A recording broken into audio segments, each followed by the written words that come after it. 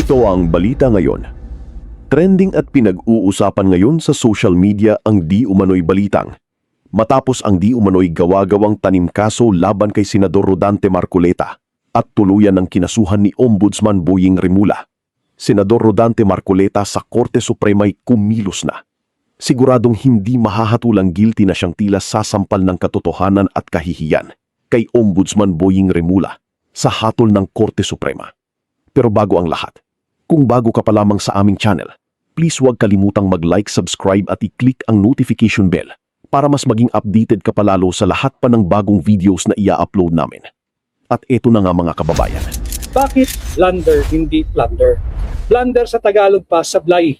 Sablay. Sapagkat wala pong plunder na nagawa si Senador Dante Marcoleta. Ano ho ba muna ang plunder? Para ating pag-usapan, dagdag kaalaman po sa inyo. Sapagkat ang nais nga natin ay may angat ang antas ng pampublikong diskurso, bigyan ko rin kayo ng armas, ng bala, para po pag kayo nakipagtalastasan, kung kanino man, alam ninyo yung kadahilanan bakit kayo may ganyang paninindigan, bakit kayo sumasama sa papayapang kilos protesta na naaayon sa ating saligang batas, at alam niyo yung issue, ano ba yung plunder?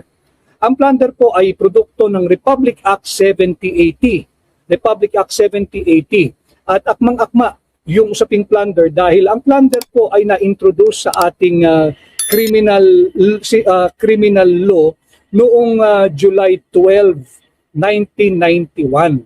July 12, 1991, nung ito po ay naging isang ganap na batas. Bakit akmang-akma? Ngayon po ay July 2 at magse-celebrate na po ng anibersaryo, kung sineselebrate man ang anibersaryo ng pagkakapasa o pagkakapirma ng isang batas kagaya ng RA 7080 o yung Plunder Law.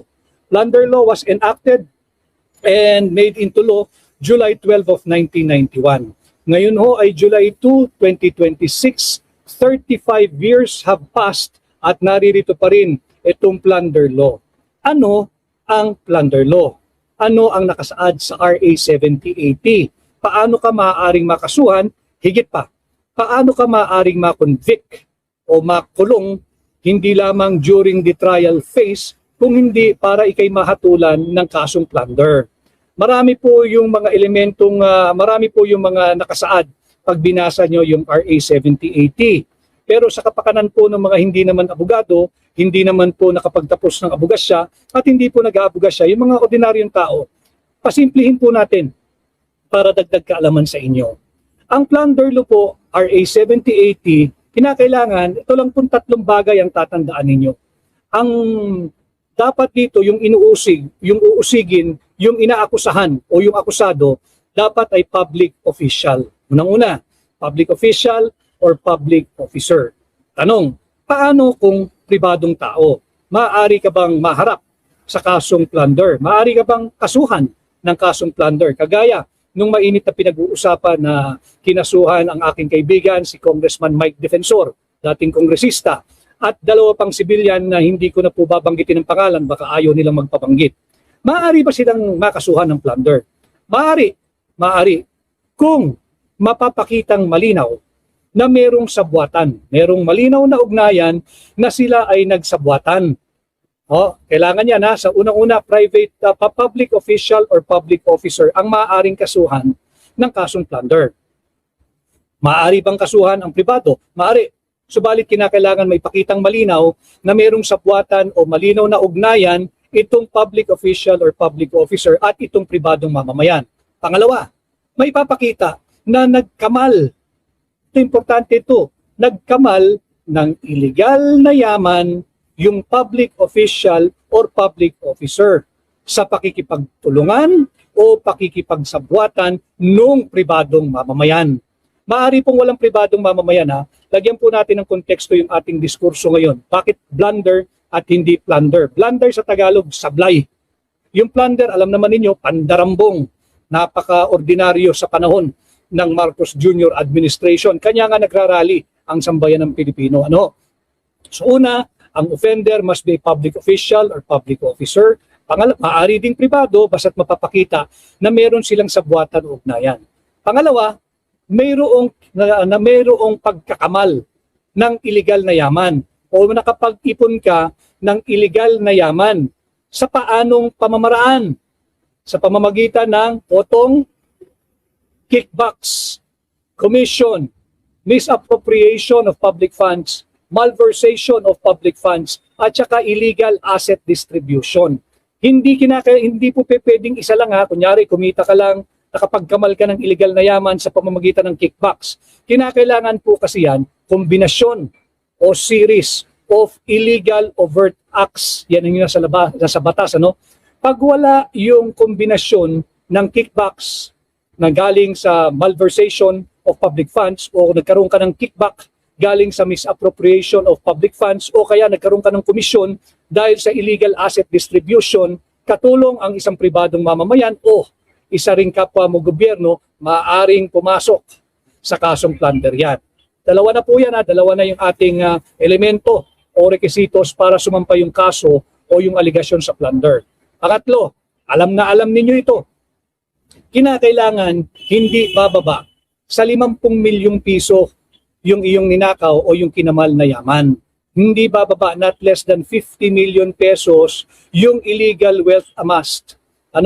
Gamit yung series of acts or combination, kagaya ng kickbacks, galing sa malversation of public funds, kagaya ng komisyon sa pamamagitan ng illegal asset distribution ng pamahalaan, o komisyon, o suhol, o kickback, o extortion sa pamamagitan ng misappropriation of public funds. So tatlo po yung mahalagang elemento. Para po pag kayo nakipagtalo kahit kanino, matalino po ang inyong magiging talastasan. Yan po yung layunin ng ating hakbang ng maisog, yung transparency, advocacy, peace, and security. Hindi naman tayo pwedeng mag-advocate when we do not know or bangkarote yung ating kaalaman pagdating sa advocacy ang ating isinusulong. Kanya dito po sa ating pahina, sinisikap natin na madagdagan ang inyong kaalaman at mamulat ng higit ang inyong kaalaman. Sabi ni Atros or Artrus, uy, sa PM yan, pasok na pasok sa plunder case. Kaya pala sinampahan agad ng kampo ni Lucaret sa Malacanang ang mahinang impeachment case. Tama ito. Sabi naman ni At Galaxy, yan ang komento ni At Galaxy, no? Maraming salamat si Manny De Jose, tama ba? Si At Funny TV, maraming salamat si At Funny TV sa iyong matalinong pagtalakay ng ating blunder, hindi plunder. So, balik po natin para tayo. Meron bang nagawang plunder si Senador Dante Marcoleta? Kasabwat ba niya si Mike Defensor? Sila ba'y nakagawa ng isang kasong plunder? Ulitin ko ang mga basic fundamental elements para masampahan ka ng kasong plunder. Plunder hindi blunder, hindi sablay. Una, kinakailangan yung taong inaakusahan mo ay public official or public officer. Pasok doon si Senador Dante Marcoleta. Maaari ding pribado. Pasok doon si Mike Defensor. Subalit may problema. Kinakailangan maipakita mo na meron silang sabwatan. Yan, wala yan. Bungi na agad. Sabwatan na ano? Walang sabwatan na ipakita Aligasyon lang. Na merong sabwatan si Dante Marcoleta at si Mike Defensor. Hindi nagpakita yan. So yung unang elemento, bagsak. Papagsakin pa natin. Meron silang sabwatan na magkamal ng illegal na yaman. May lalong wala. Pagkamal ba ng illegal na yaman ang campaign donation? So makikita natin, unang elemento pa lang, bagsak na. Kanya nga, blunder ito hindi plunder. Sablay ito, hindi ito plunder. Tungo tayo sa pangalawang elemento. Yung pangalawang elemento, kinakailangan, nagkamal ng yaman si Senador Dante Marcoleta na inaakusahan. Sa pamamagitan ng kombinasyon o series of acts na kagaya ng kickbacks, ng dahil sa malversation of public funds, komisyon dahil sa illegal asset distribution ng mga pag-aari ng pamahalaan, o kaya komisyon o kickback o extortion or kotong sa pamamagitan ng misappropriation of public funds at sa tulong ng pribadong mamamayan kagaya ng inaakusang si Mike Defensor. Pangalawang elemento, wala pa rin. Bagsak na naman. Bagsak pa rin at bagsak na bagsak. Pangatlo, importante, nakapagkamal ng illegal na yaman sa halagang hindi bababa sa 50 million pesos. Meron bang nakamal umano na mahigit o hindi bababa sa 50 million pesos? Wala. So yung pangatlong elemento, wala pa rin, zero. Bankrupt sa anuman sa mga elemento ng plunder. Bakit? Yung sinasabing 75 million pesos, yun ay isang donasyon. Donasyon para sa pagsasagawa ng isang matagumpay na kampanya para senador. Wala itong plunder. Blunder po ito, blunder. Tanong, kung merong pagkamal ng illegal na yaman, yung ill-gotten wealth, hindi pa ang ill-gotten wealth, ang katumbas niyan o agad-agad na ginagawa dyan ay hidden wealth. Bakit? Ill-gotten nga kinamal mo nga nagnakaw ka nga Hindi mo pwedeng ipabongga yan. Hindi mo pwedeng ipabida yan. Hindi mo pwedeng ipagyabang yan. Kaya yung mga merong ill-gotten wealth, lagi yan. Tatago nila yan sa kung saan. Sa kamag-anak, sa korporasyon, sa lupa, sa pagsusugal, sa lahat. Yan ay naiuwi at nagiging hidden wealth. Tanong, merong bang hidden wealth dito sa inaakusa kay Senador Dante Marcoleta? Sablay na naman, blunder na naman ang ombudsman. Bakit? Saan ka nakakita ng taong inaakusahan na nagkamal ng illegal na yaman at ito'y itinatago? Kaya nila natunton itong sinasabing 75 million pesos na basihan or their basis or anchor of the plunder case being to be filed against Senator Dante Marcoleta and other private official, privates like former Congressman Mike Defensor and two others. Ito lamang ang kanilang angkor. Kaya nila ito na-discovery dahil ito ay nailathala. Hindi ito tago. Hindi ito bahagi ng hidden wealth. Walang effort na pagtakpan ito. Bakit kanyo? I-final nga sa Commission on Election. Diniklara nga sa pamamagitan ng Statement of Contribution and Expenditures. Yung campaign contribution, yung Statement of Campaign Contribution and Expenditures. Hindi lamang ito ordinaryong diniklara. Ito ay sworn affidavit. Sinumpaan pa ito ni Senador Dante Marcoleta. So wala ditong ill-gotten at wala rin ditong hidden wealth. Kaya malinaw dito, walang plunder. Hitik-siksik-liglig ang ginagawang persecution ng administrasyon ni Bongbong Marcos, hindi sa plunder po, hindi blunder, sablay, bulilyaso. Yan ay malinaw na nagaganap sa ating bansa ngayon. Hindi po ito plunder. Saan ka naman nakakita kung ang elemento ay ill-gotten wealth? Saan ka naman nakakita ng napakahinang nilalang na idedeklara mo yung ill-gotten wealth mo, dapat sana'y hidden wealth, sa isang Statement of Contribution and Expenditure mismo sa Commission on Election? Sinumpaan mo pa yung deklarasyon mo. Ito'y malinaw na paggagaslight o ginagawa tayong mangmang. Kanya tumutok kayo dito sa ating pahina at wag na ho kayong magre-rely dyan sa mga mainstream media. Budol din po iyan. Ano ho? Sabi ni Romel Rodrigo, wala talaga. Sabi naman ni JC or Jace Creencia, yan, maganda rin yan. Bakit kay Cheese may nag-donate din? Sumama lang sa majority, absuelto na.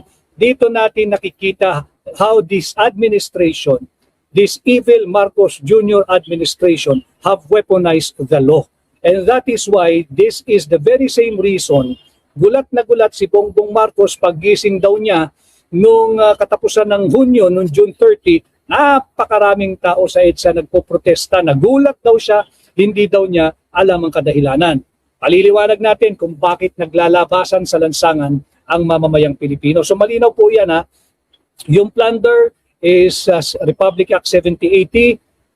Naging batas ito July 12, 1991. Magte-35 years na pong batas yan, few days from today. At ito bukod dito kay Cheese, merong mga civic organization, may mga ordinaryong mamamayan na malapot ang pagmamahal sa bayan.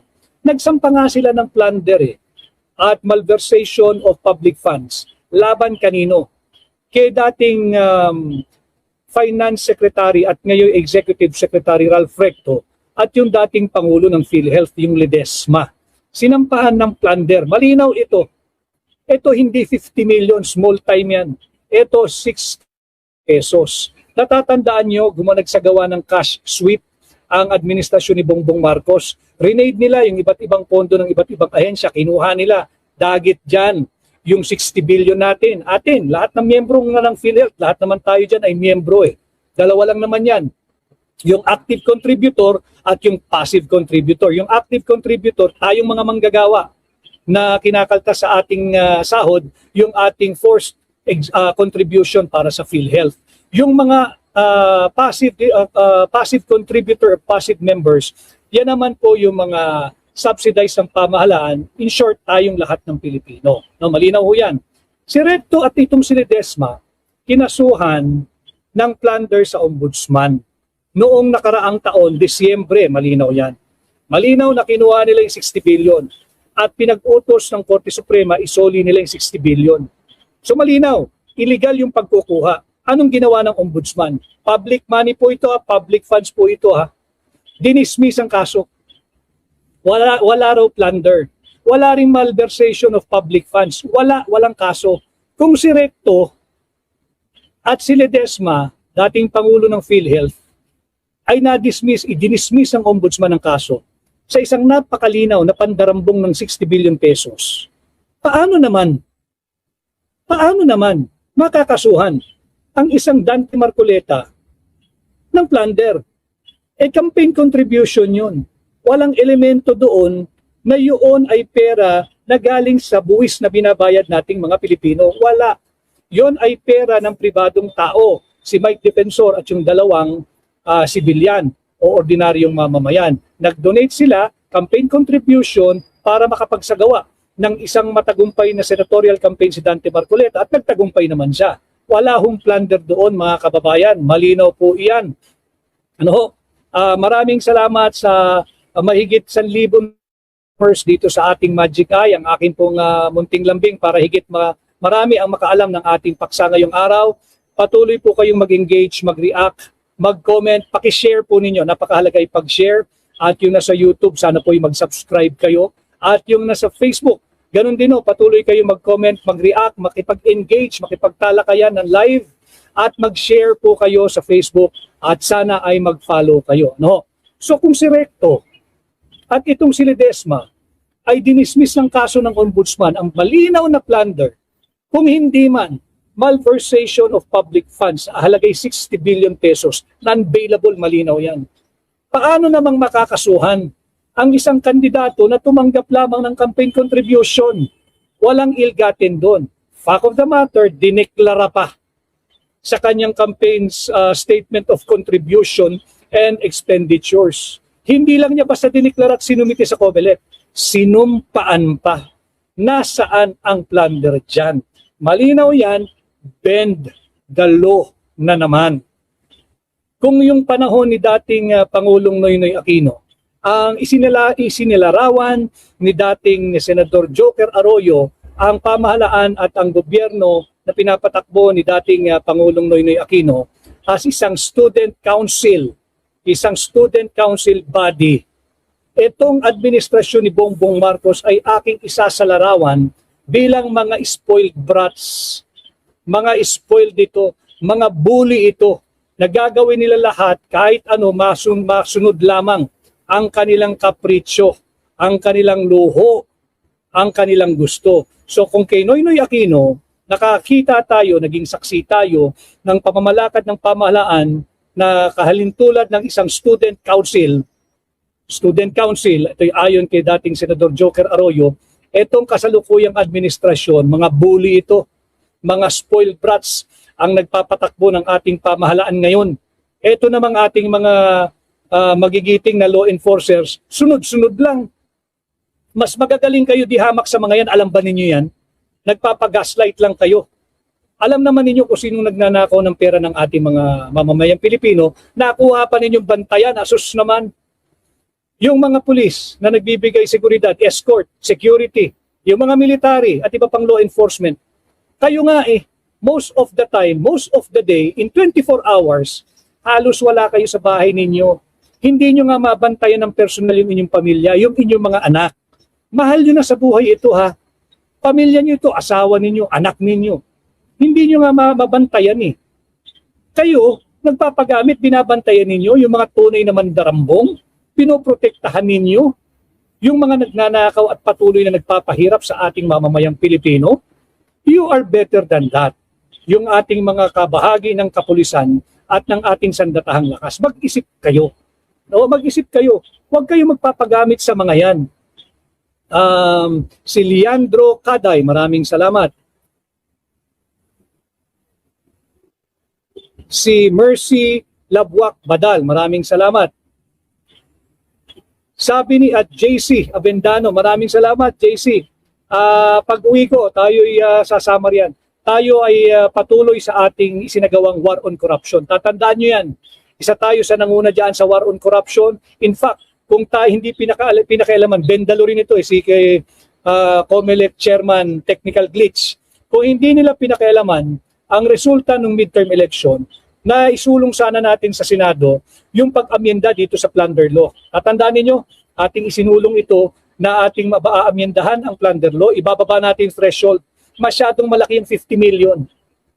Ninanakawan ka na, nakikita mo na hindi ka makakapagsampa ng kaso. Bakit? Wala pang 50 million eh. Aking panukala noon, kahit 10,000, kahit nga piso ninakaw mo, ang pagnanakaw ay pagnanakaw, dapat kang parusahan. At in fact, ang aking panukala noon, ibalikan death penalty exclusively diyan sa kasong plunder para magtanda at hindi na umulit yung mga tunay na nagdarambong sa ating bansa. No? Maraming salamat at JC Avendano sa iyong tiwala. Sabi ni Ram Terp Plus, Ben Dalo. Maraming salamat si Henry Damaso watching from Kuwait. No? So dito makikita natin, nung sabi ni Bongbong Marcos, siya raw ay nagulat at paggising niya nung isang araw ay ang dami-daming tao sa EDSA, naglipa na at nagpoprotesta, hindi raw niya alam ang dahilan. Banggitin natin, anong dahilan? No, anong dahilan? Subalit bago yan, maraming harassment na nagagawa. Nananawagan ako sa ating mga kapulisan, pati na sa lahat ng miyembro ng law enforcement. Huwag ninyong ihaharas yung sambayan ng Pilipino na nais sumali sa anumang payapang pagtitipon. Yung pagtitipon na naayon po sa ating saligang batas. Malinaw po yan. Yan ay nakaukit, nakasulat, may garantiya sa ating saligang batas. Article 3, Section 4. Ano yung ginagarantyahan ng Article 3, Section 4 ng ating saligang batas? Yung ating right of free speech, karapatan nating magpahayag. Yung ating kalayaan na yung ating of expression. At syempre, yung ating karapatan na sumali sa kahit na anong payapang pagtitipon na naaayon sa ating saligang batas upang iparating ang ating hinaing, reklamo, sama ng loob sa pamahalaan. Hindi dapat hinaharang ang mga nais magtungo ngayon sa Diwasang Bonifacio na. Yung mga nagbabantay sa toll gates natin, sa SLEX, sa NLEX, sa StarToll, kung saan man toll at saan man lansangan, pulis yung mga yan. Huwag kayong pumapil dyan. Yan ay paglabag sa ating saligang batas. Bakit?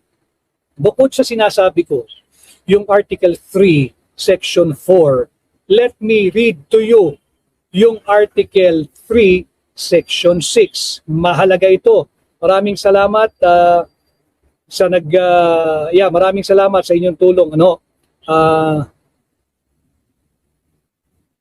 Ano yung Article 3, Section 6 ng ating saligang batas? Yung mga kapulisan natin, do not impair the right of the Filipino people, the right of Filipino citizens to travel. Meron tayong lahat ng right to travel, pati police meron, except pag naka-duty kayo o nasa serbisyo kayo, hingi kayo ng pahintulot. Pero yung ordinaryong mamamayan na nagmumula halimbawa ng Batangas, nagmumula ng Cavite, magmumula ng Davao, magmumula ng Pampanga, magmumula ng Bulacan, magmumula ng Tarlac, wala kayong karapatang pigilan silang biyahe. Bakit? Malinaw yan sa Article 3, Section 6. The right to travel shall, yan ang sinabi, shall not be impaired. Shall not be impaired. Except, of course, it admits of exception. Tatlong bagay para yung mga nais sumali sa rally, hindi kayo magpaharas sa mga yan. Kayo naman mga pulis, huwag kayong paggamit. Ninanakawan na nga tayo eh. Kala nyo naman mga astang oligarko na kayo. Bakit nagnanakaw din ba kayo? Pumaparang ng mga gusto mag-rally. Eh yung mga anak nga ninyo hindi nyo nakikita Hindi nyo nga mabigay yung mga gusto Pero nagtatrabaho kayo ng marangal. Susundin nyo yung mga nagmandarambong. So tandaan lang ninyo, pwede kayo sumuway dyan. Article 3, Section 6. The right to travel shall not be impaired, except or unless, tatlong bagay. Pagka in the interest of national security. National security. Pangalawa, public safety. Pangatlo, public health. Malinaw yan silipin ninyo. Article 3, Section 6. The right to travel shall not be impaired except in the interest of national security, ang ating public safety at ang public health. Tanong, meron ba tayong issue sa national security? Wala. Meron ba tayong issue sa public safety? Wala. Meron ba tayong issue sa public health? Wala. Wala. Patunay. Tingnan ninyo yung portal ng GMA7. Sinabi doon sa GMA7, binalita nila, yung naging payag ni Bongbong Marcos, yung kinikinalang Commander-in-Chief nitong mga AFP at PNP, nagpayag mismo si Bongbong Marcos. Wala siyang nakikitang peligro sa isinasagawang rally na pinamumunuan ng ating mga kaibigan at kapatid sa Iglesia ni Cristo. Siya mismo nagsabi, wala raw peligro. Wala siyang nakikitang peligro, kaya malakas ang kanyang loob na bumiyahe pa. Bumiyahe pa sa Canada Bumiyahe pa sa Canada.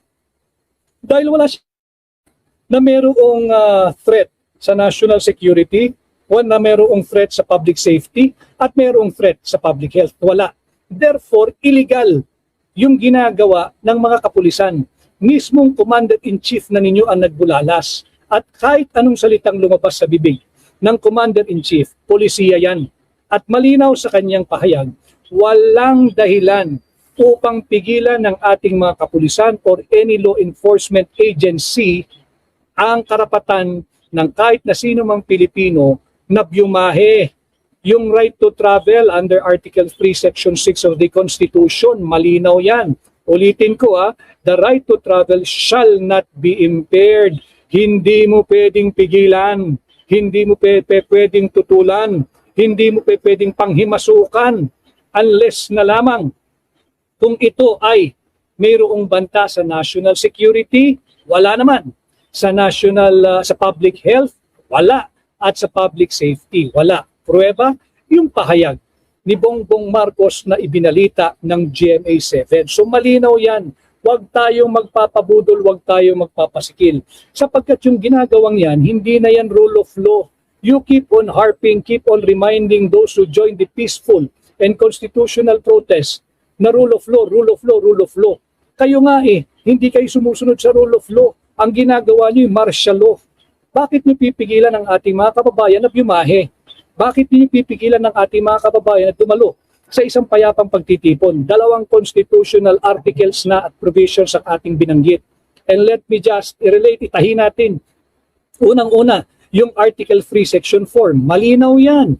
Yung tatlong karapatang merong garansya at sinisiguro ng ating saligang batas. Yung right of free speech, yung right to free speech, yung ating freedom of expression, and the right to peaceably assemble.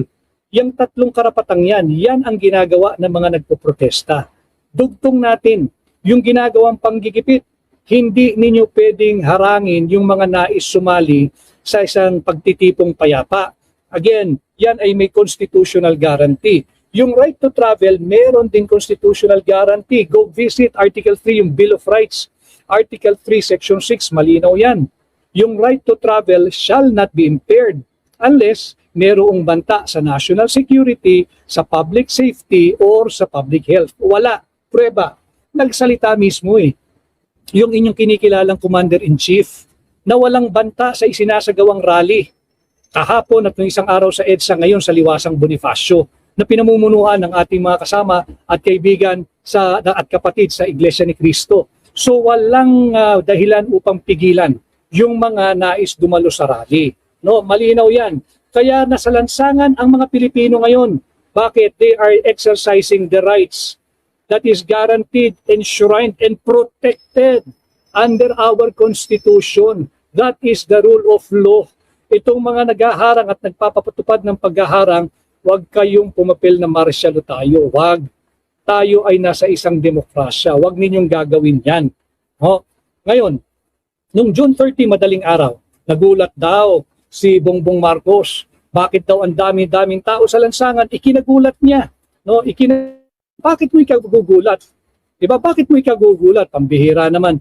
Ang dahilan kung bakit nagtutungo sa lansangan ang mamamayang Pilipino dahil binigo mo, Bongbong Marcos, ang mamamayang Pilipino. Lagyan din natin ng pruweba para hindi tayo basta lamang nagla-live podcast dito.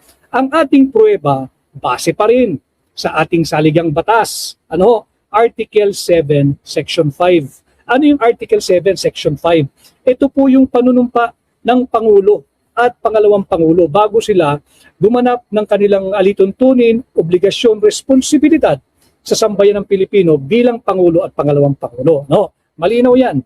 Ano yung nakasaad sa kanilang oath of office? Apat na bagay po aking hinimay para sa inyo. No? Unang-una, nakalagay doon, sila'y nangangako that they will preserve and defend the Constitution. Ito yung dahilan, hindi siya dapat nagugulat. Siya ang dahilan kung bakit nagtutungo sa lansangan at nagsasagawa ng payapang protesta ang mamamayang Pilipino ng palaki. Yung crowd na in attendance. Hindi kagaya nung whitewash march, nung mga banal-banalan, pero wala naman, may nagnakaw daw, wala namang kriminal. Hindi maisigaw na Marcos resign. Wala yun. Yung naganap ng linggo, yung whitewash march, wala yun. Ito yung tunay na pagtitipon, na hopefully nagpapatuloy pa rin ngayon sa Liwasang Bonifacio. 4 na kadahilanan. Bakit naglalabasan sa lansangan ang mamamayang Pilipino? Unang-una, yung kanyang pangako na ayon sa saligang batas to preserve and defend the Constitution. Unang-una yan. Paano mo ipe-preserve at pagtatanggol ang Constitution kung ikaw mismo ang may akda o author ng most corrupt budget ever? Nung kanyang pinirmahan, yung most corrupt budget ever noong 2025 GAA. Malinaw doon. Bungi-bungi, ang daming blanco. Tambalan yan. Huwag natin kasi tambalos-los. Speaker no, si Martin Romualdez. Sidekick niya, si Saldico. Yan yung mga yan eh. Si dating Senadora Grace Poe. At yung kasalukuyang senador ngayon na si Chis Escudero. Yang ngayong kasalukuyang Senate President na inilaglag yung mga mararangal na empleyado ng Senado na hindi raw niya alam na may mga blanco, basta't ibinabaraw nila yung dokumento, doon yung Bicameral Conference Committee report, bahala na raw yung mga miyembro ng Technical Working Group ng Senado na maglagay ng mga halaga doon sa mga blanco sa Bicam. Ito, pinirmahan niya eh. So doon pa lamang yung kanyang pangako to preserve and defend the Constitution, hindi na niya ginampanan. Iyan ang isang dahilan kung bakit nasa lansangan ang mamamayang Pilipino. Pangalawa, nangangako siya that he will execute the laws. Execute the laws. Malinaw yan. Hindi prosecute the foes. Execute the laws. Ipatupad ang batas. Hindi pahirapan at tugisin ang mga lehitimong kritiko. Malinaw yan. So pangalawang dahilan, kinagugulat pa niya bakit nasa lansangan ang mamamayang Pilipino. Execute its laws. Hindi niya ginagampanan niya. Bakit? Hanggang ngayon, imagine mo si Manny Bunuan, hindi nakulong, linagay sa hospital arrest, may sakit daw. Bandang huli, i-discharge lang pala bilang akusado, state witness daw. Paano mong gagawin state witness? Yung isa, kung hindi man siya ang most guilty dito sa trilyong pisong nakawan na nagaganap sa ating bansa. Kung hindi man siya ang author o akda, ang may akda niyan, kung hindi man siya yung most guilty, hindi siya yung least guilty. Paano mo gagawin state witness yung taong yan? Yan si Manny Bunuan, dapat yan panagutin. Nagpakatanda-tanda na, yan, kasali pa rin sa pantarambong ng pera ng bayan. Ano na nangyari kay Adrian Bersamin? Nasaan na? Si Mina Pangandaman. Ano na ang kaso ni Martin Romualdez? Yan yung dahilan bakit nasa lansangan ng mamamayang Pilipino. Because Bongbong Marcos failed to execute our laws in accordance to the constitutional dictates of his oath of office as enshrined in Article 7, Section 5 of the Constitution. Pangatlo, nakalagay sa kanyang oath, do justice to every man. Mahalaga ito, yung ating mga kababayan na nanonood ngayon diyan sa Davao, maraming salamat sa inyong patuloy na suporta. Do justice to every man. Tell me, even yung trolls, tell me, yung doing justice to every man, ipinagkanulo mo ang kapwa mo Pilipino, hinayaan mong manghimasok ang isang banyagang korte na wala namang jurisdiction sa ating bansa, inihandog mo si dating Pangulong Rodrigo Roa Duterte dyan sa ICC. Is that doing justice to every man? Ano ang plano mo, Bongbong Marcos at iyong administrasyon kay Senador Dante Marcoleta? Kakasuhan mo ng plunder dahil sa campaign donation, wala namang elemento ro na public money yung kanilang pinakinabangan, wala namang pagnanakaw doon, wala namang kickback doon, wala namang ill-gotten wealth doon.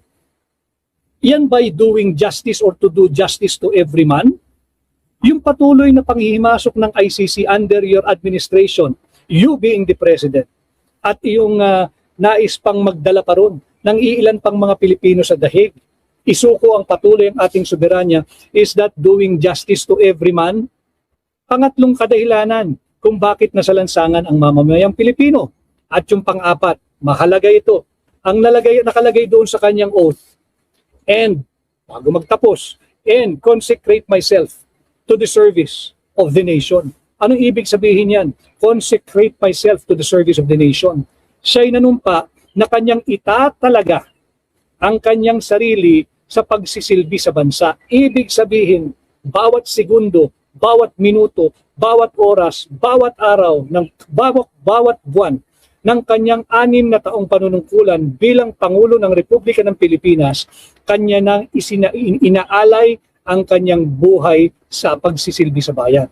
Tanong, maituturing ba ninyo na itinalaga na niya ang pagtatalaga ng kanyang sarili, ang kanyang ginawa para sa pagsisilbi sa ating bansa?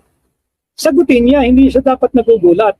Baka naman, itinalaga lang niya ang kanyang sarili upang pagsilbihan ang kanyang angkan, ang kanyang sariling pamilya, ang kanyang sariling interes, at interes ng iilang mga kaibigan. Itinalaga niya ang sarili niya upang isulong ang interes ng kanilang pamilya. Yan ay paglabag sa ating saligang batas. Kitang-kita naman natin yan.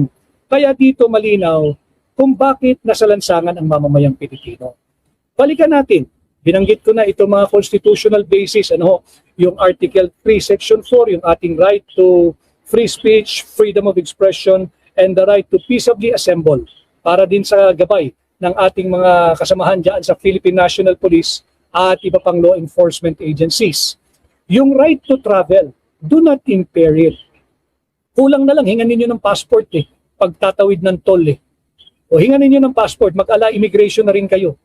You do not impair the right to travel of any Filipino, lalo na kung sa ating bansa lamang. Bakit? Yung right to travel, hindi po pwede, it shall not be impaired except unless pag meron pong banta sa national security, merong banta sa public safety, o may banta sa public health. Again, ulitin ko, walang banta.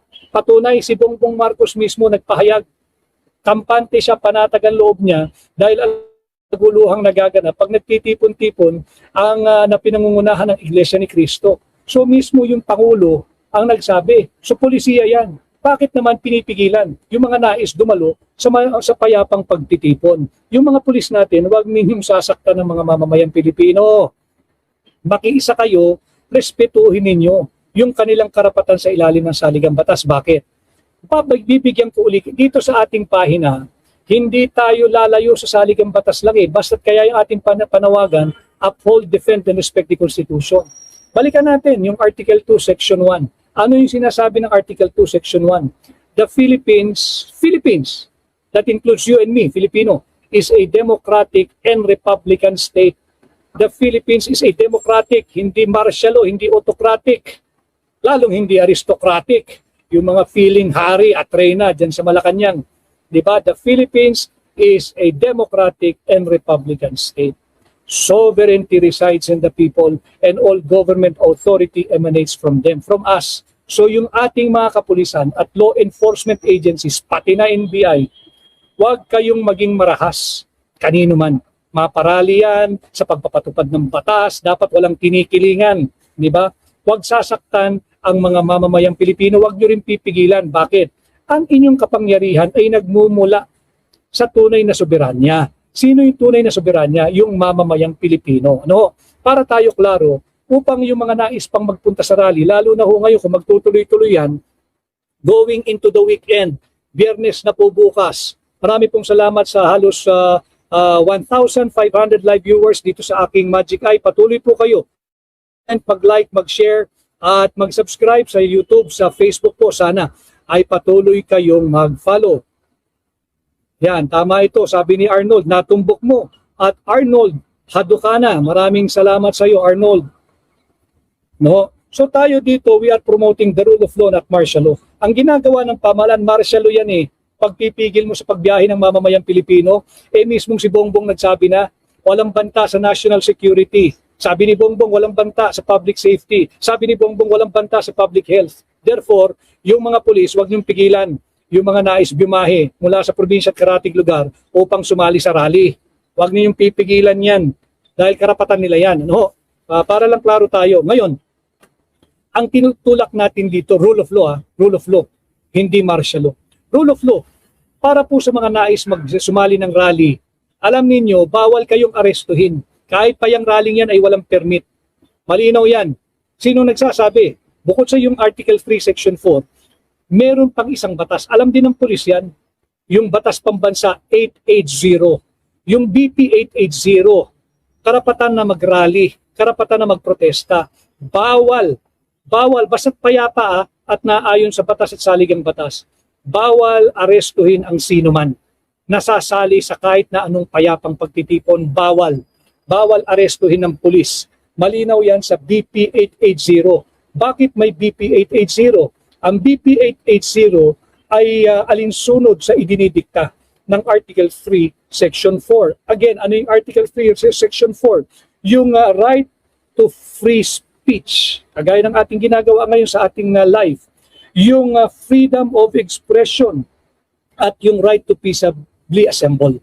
So malinaw yan. Yung BP 880, yan yung nagbibigay diwa doon sa idinidikta at ginagaransya ng ating saligang batas. Ulitin ko BP 880, hanggat payapa ang pagtitipon, walang sino man ang maaaring arestuhin ng kapulisan, basta't payapa ang inyong pagtitipon.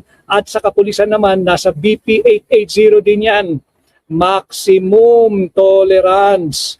Bakit nakalagay doon yung maximum tolerance? Hanggat payapa ang pagtitipon, again, because the law, this particular law, BP 880, recognizes Article 3, Section 4. Malinaw yan, no? Malinaw yan. So dapat dito, pinoprotektahan natin. Rule of law, hindi rin bawal na sabihin na mag-resign na si Marcos. Diba? O dapat resignation, calling for the resignation or calling for the removal of Bongbong Marcos as President is constitutional. Wala pong paglabag dyan sa ating batas. Bakit? Constitution lang naman uli iyan eh. Article 7, Section 8. Kinikilala yung 4 na pamamaraan kung paano pagkakaroon ng bakante sa Office of the President.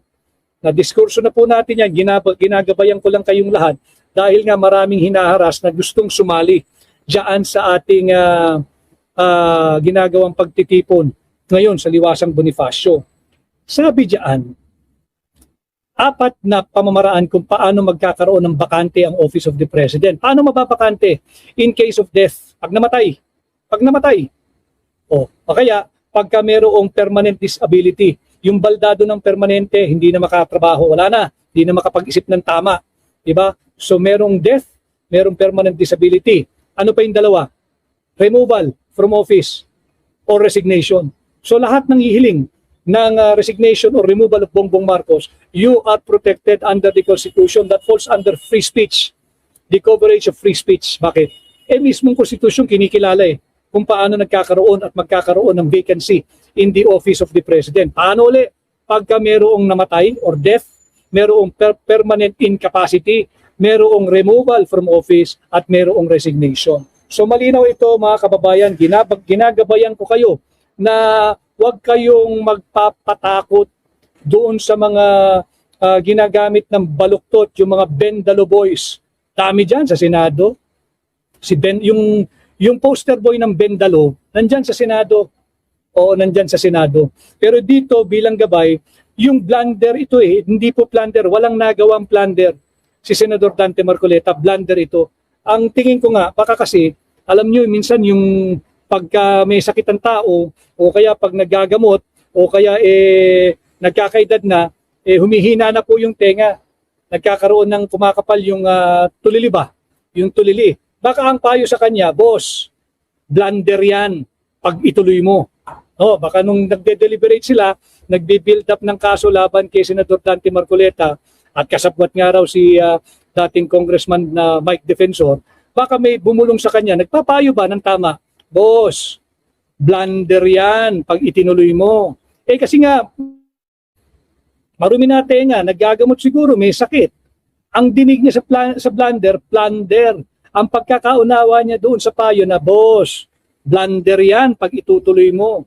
Ang pagkakaunawa, ang pagkakadinig, boss, plunder yan pag itinuloy mo. Kanya pinipuwersa nilang ituloy.